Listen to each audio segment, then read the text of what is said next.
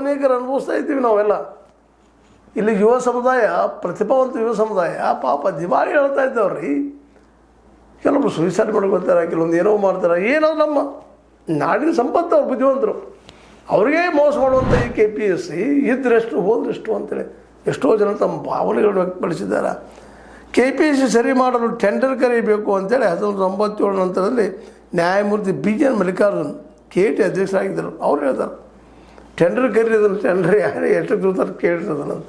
ಅದು ದುಡ್ಡು ಹಬ್ಬ ಮಾಡ್ಕೊಂಡು ಹೋಗಿಬಿಡ್ಲೊಮ್ಮೆ, ಅವ್ರನ್ನೇ ಸೋದಾಗಲೇ ಮರ ಎಷ್ಟು ಗಳಿಸ್ತಾರೆ ಗಳಿಸ್ಕೊಳ್ಳಿ ಅಂತ. ಇಷ್ಟೊಂದು ನಿರ್ಲಜ್ಜವಾಗಿ ಈ ಮಾತುಗಳನ್ನು ಪಾಪ ಅವರು ಹೇಳಿದಾಗ ಈ ನಿರ್ಲಜ್ಜ ಸರ್ಕಾರ ಆ ದಿಶೆಯಲ್ಲಿ ಯಾಕೆ ಕ್ರಮ ಕೈಗೊಳ್ಳಿಲ್ಲ? ಇಲ್ಲಾಂದರೆ ಮುಂದೆ ಬರುತ್ತಿರುವಂಥ ಸರಿ ಮಾಡಲು ಯಾರಿಗೂ ಸಾಧ್ಯವಿಲ್ಲ. 1997 ನಂತರದಲ್ಲಿ ನ್ಯಾಯಮೂರ್ತಿ P. ವಿಶ್ವನಾಥ್ ಶೆಟ್ಟಿ ಅವರು ಹೇಳ್ತಾರೆ, ಇದೇನು ಬದಲು ಮಾಡ್ತೀರಪ್ಪ, ಇದೇನು ಚೇಂಜ್ ಮಾಡ್ತೀರಿ? ಭಾಳ ಜನ ಅಭಿಪ್ರಾಯ ಇದಾಗಿದೆ ಇವತ್ತಿಗೂ. ದುಡ್ಡು ಕೊಟ್ಟಲೇ ಇಲ್ಲ, ಇಲ್ಲಾಂದ್ರೆ ಏನೂ ಇಲ್ಲ, ಓಪನ್ ಸೆಕ್ರೆಟರೀಸ್.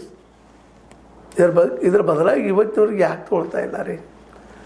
ಅದೇ ಕಾಲಕ್ಕೆ ಇನ್ನೊಬ್ಬರು 2004ರಲ್ಲಿ ನ್ಯಾಯಮೂರ್ತಿ K. ವತ್ಸಲ ಹೇಳ್ತಾರೆ, KPSCಗೂ ಭ್ರಷ್ಟಾಚಾರಕ್ಕೂ ಅವಿನಾಭಾವ ಸಂಬಂಧ ಇದೆ, ಬೆಳೆಸಲಾರ ಸಂಬಂಧದ. ಇವೆಲ್ಲ ಸ್ಟೇಟ್ಮೆಂಟ್ಗಳು ನೋಡಿದಾಗ ಅದನ್ನೆಲ್ಲ ಅಭ್ಯಾಸ ಮಾಡಿ ಮಾತಾಡಿದವರು ಸುಮ್ಮನೆ ಅಲ್ಲ.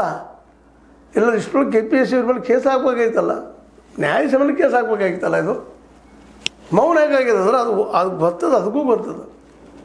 ಅದರ ಸರ್ಕಾರಗಳು ಇನ್ವಾಲ್ವ್ ಆಗೋದು ಬರ್ತದೆ.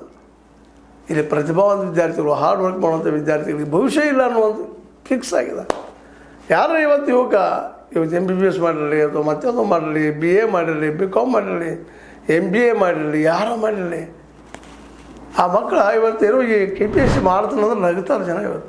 ಯಾಕಂದ್ರೆ ಅಲ್ಲಿ ದುಡ್ಡಿದ್ದು ಏನು ನಡೆದಿಲ್ಲ ಅಂತ ಎಲ್ಲರಿಗೂ ಗೊತ್ತದ.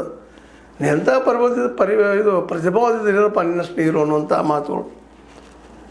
2011ರಾಗ ನ್ಯಾಯಮೂರ್ತಿ N. ಕುಮಾರ್ ಅವರು ನೀಡಿದ ತೀರ್ಪು ಮೌಲ್ಯಮಾಪನದಲ್ಲಿ